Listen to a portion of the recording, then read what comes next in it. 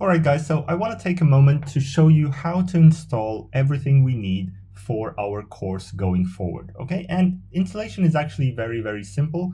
We only need one piece of software that is free and available online, free to use, free to create your projects, free to publish, and so on and so forth. You can use it as much as you like. Now, installation for both Mac or PC or even Linux, it's the same process. Okay, so it's the same process. You will go through the same steps. It's very easy.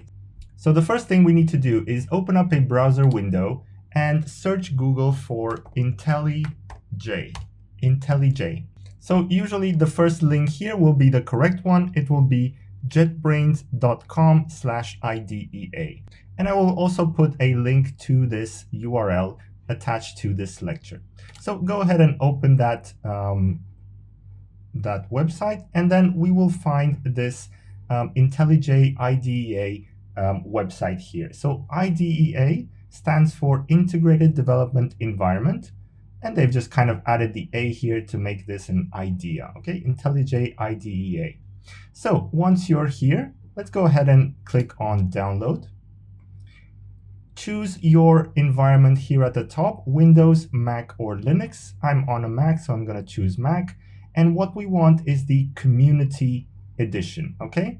The community is free, open source. You can use it as much as you like. There's really no issues. So go ahead and download that.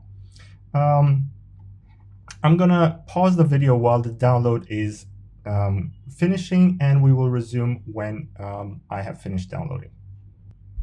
All right, so I have here the download complete. So you might have something slightly different depending on your Windows or Mac system or Linux system. So go ahead and double click on that, install the program.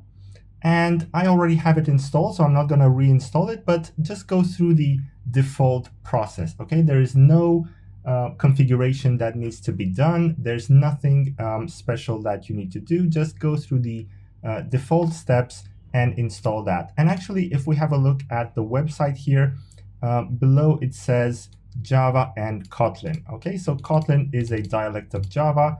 It comes with Kotlin and Java out of the box. So there's no real configuration you need to do. Okay, so just go ahead, install that, and we'll continue on when the installation is finished. All right, so here we are. I have finished installing the IDEA, and here I have my program. I'm gonna launch it.